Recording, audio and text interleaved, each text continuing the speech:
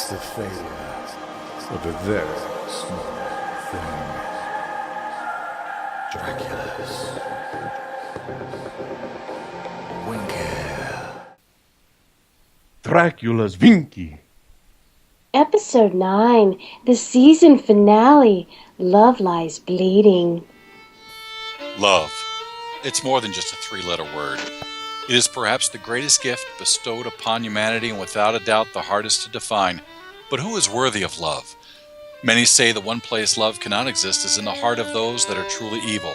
Like Dennis and that one ass face at the drive-thru who insists she gave you a Diet Coke, even though you saw her pour a regular Coke and she'd even push the Diet tab thingy on the lid. Pure evil.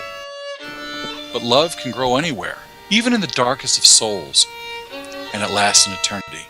Take, for instance, one night in this small German village back in 1893. Cue the angry nuns! Yes, Sister Agnes and her Secret Sisterhood of the Divine Traveling Ya-Yas surrounded Dracula and his lover Gretchen von Strudelheimen. They taunted the vampire by flapping their arms like bats. A couple nuns stuck out their front teeth and chomped in exaggerated bites. And one slower sister named Flathead Kate yelled out, "My favorite color is rectangle!" because she just didn't get it. Sister Agnes readied her ruler. Seems your lust has distracted you, Count. This is the last time you'll ever taint a virgin! I am no virgin, you frigid zealot. I offer my hot, wet Krotchengruber to the king of the vampires willingly. I look at my crotch when I drive, and I don't even own a cell phone. Sister Agnes thrust across towards Dracula, causing him to recoil behind his cape.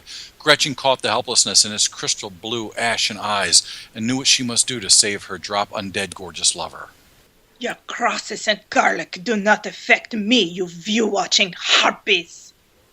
The deadly vixen ninja-kicked Sister Agnes directly in the woo-woo, her spiked heel popping the lock on the nun's Bristol Palin autographed chastity belt.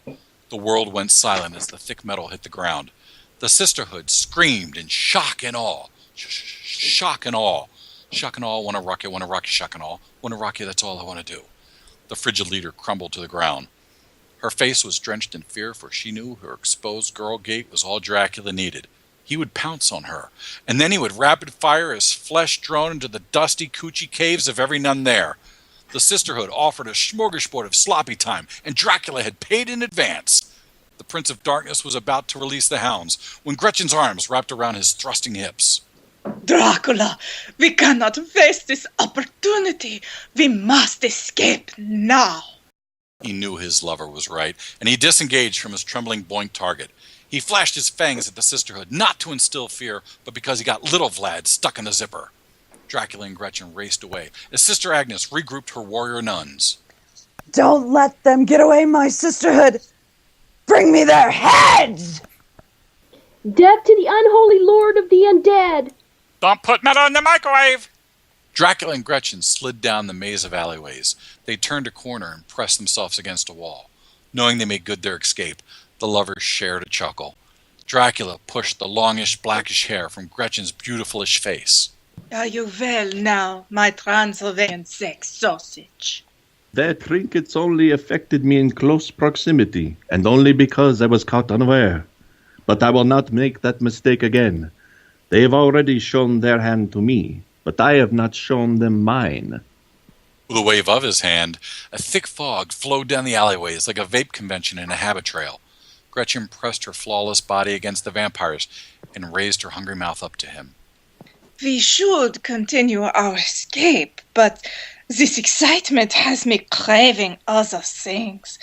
I know it is not yet safe, but all I want to do is boom, boom, boom, boom, and zoom, zoom. Right here, right now. We must make love on this very spot, for although it is short-sighted and beyond obligatory, our story must move out of the horror aisle to attract female demographics. Gretchen checked around the corner one more time to make sure they were in the clear, and then approached Dracula with a wicked grin. She seductively unzipped her top. Dracula answered by unbuttoning the rest of his already open frilly-girly shirt. In one slow motion, wind blew through both of their long manes. rubbing in the fact that none of us are romance cover worthy. Their powerful lust got the best of them, and for the moment, the sisterhood was forgotten.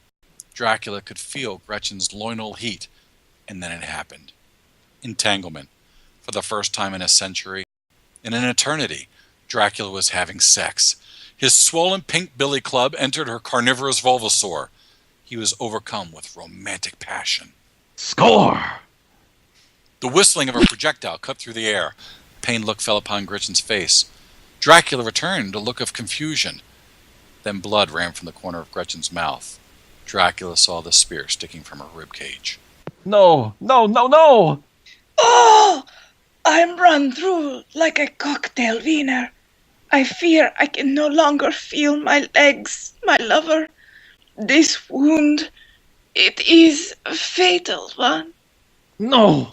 I can save you. You are my future queen, and I will not allow you to die. We should not have stopped to stoop. Isn't it ironic, my lord, that I am the assassin hired to kill you, and in the end, I am the one the sisterhood spears? It makes me laugh. Ha ha, ha ha ha, ha ha, ha ha ha, ha. Gretchen's laughter tapered off as she went limp. Then all was quiet. For the first time in an eternity, Dracula's raw and burning eyes produced tears. He sobbed as he clutched Gretchen's lifeless body. Then he raised his head to the heavens, his eyes burning with hellfire, his fangs ravenous for revenge. And the lord of all vampires, the prince of darkness, the son of the dragon, and the most dangerous evil that ever walked upon the earth, let his foes know they would never escape the torment and death he would unleash upon them. I curse you, sisterhood. I curse you, all of your allies, and the cowardly god you serve. And I will kill you all. What do you have to say to that, sisterhood? One voice echoed down the alleyway. Turtle, swim! Dracula woke from his nightmare. He was no longer trapped in the hellish hell of that hell and night and hell in 1893. He was here, now, in the present of today, whenever you're finally listening to this. The plane had landed safely. He pushed open his coffin lid in the airport cargo storage, ready to experience everything his travel agent had promised him, the magical wonderland of Detroit. He was excited to see the cruel gray skies, experience the ruthless frigid temperatures, the angry sparse population of stubborn survivors waving their signs reading, "At least we're not Pittsburgh." But instead, he felt an almost happy heat. He smelled the cactus and tequila and iguana dookie. This was not the Detroit he was promised. He stared at the huge sign posted on the warehouse wall.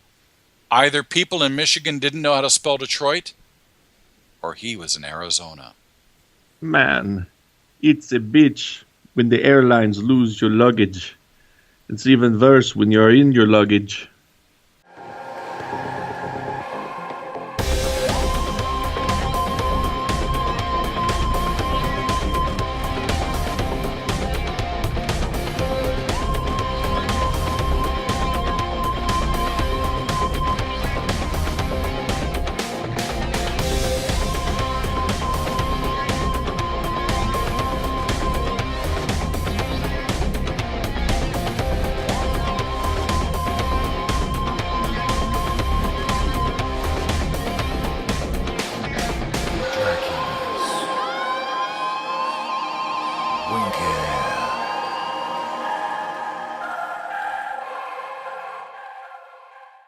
Next season on Dracula's Winkee.